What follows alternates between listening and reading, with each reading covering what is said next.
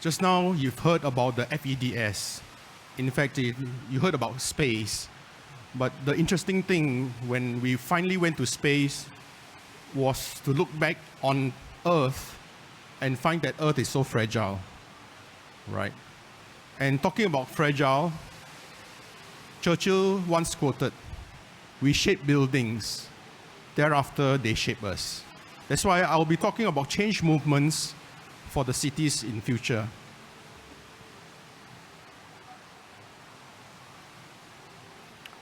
But before I start, you can see me struggling with sketches, with 3D modeling and everything else, right? Tons of technology and ideas. But can your practice or organization shape a purposeful, resilient, and wellness placemaking brief? Are you all ready to understand the relationship between space and people? How space shapes us?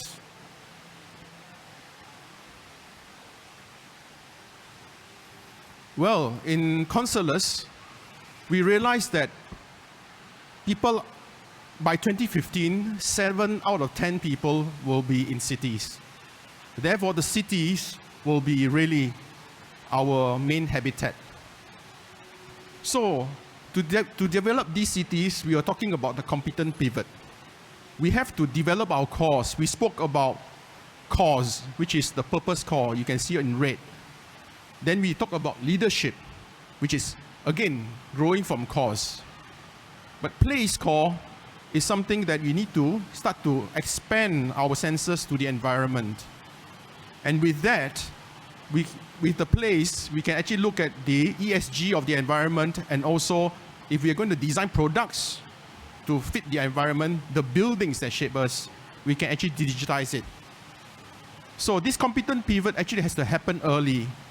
And by creating this competent pivot, we start to design our businesses using this innovative state of being. So we do have the need to focus on the right cause, the why.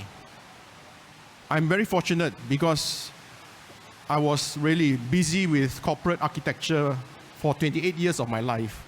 Then I realized that you can't change when you can't design the brief.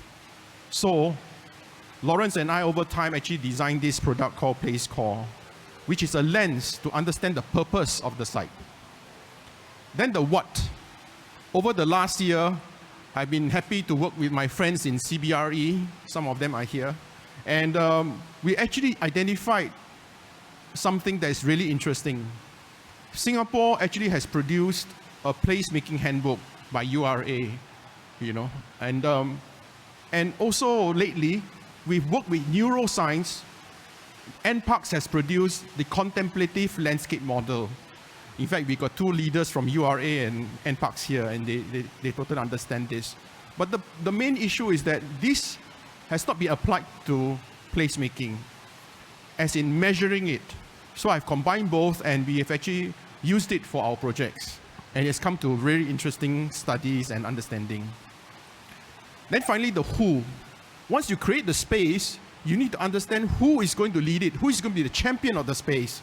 So again, we apply the 3 states to understand the ability, basically the differentiation, and the persons that are involved in these transformations. Finally, strategically, we are going to implement it in 3 steps and 3 stages, hopefully achieving harmony. Place Core is actually looking at using the creative purpose of your organization, your cause, looking at the persons that will create impact, having a plan that will create a place, and coming up with products that eventually you can digitize and make more efficient. You notice they are all different, but they are all related. As architects, sometimes we tend to go into technicalities without understanding the relationships between all the elements. So we started off by auditing using a placemaking model. Here I've translated the URA's placemaking handbook into a way to audit and understand the space. We've actually scored it. My friends here will understand how you walk the site, start to score it, and it's a scoring of maximum of 6 on average.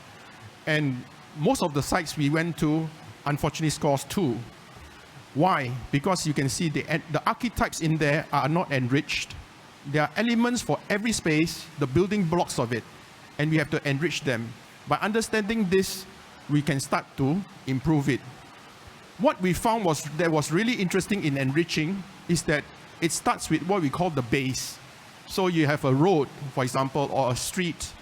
But as people start to participate, create, it starts to be enriched. So you must make those things happen, or else the place doesn't happen. It's almost like a human being, right? So you need to not just make it functional, but you have to breathe it a soul, and finally empower it.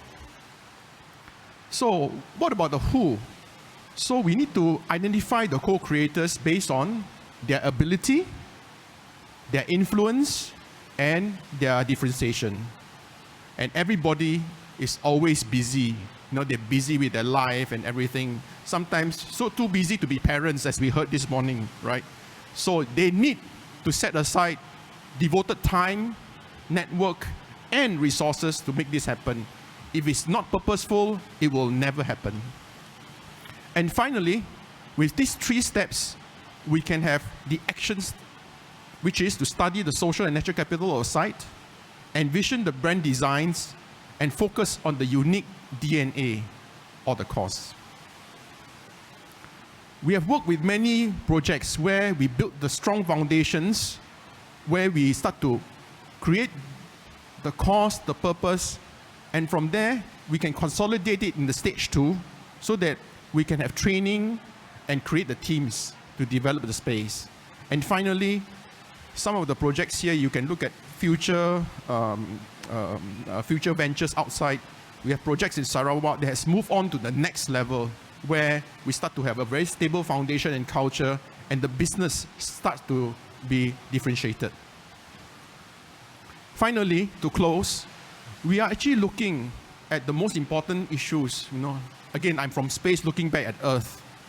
Civilization's 21st century is about, to me, nature and technology. The problem is that we always think that nature is just biotic nature, as in living things. But sunlight, air, they are not living, but they feed the living. They are called abiotic nature. So the trick is, as we are creating spaces and cities, are we balancing the two? Are we understanding the two? We think that we can control the abiotic, we think that we can control material, we can control air, but the fact that there's climate change, we are not controlling it at all. So how can we, using the systems that we saw this morning, like from SCL, right, okay, how can we create the correct environment to understand and develop our cities? Thank you.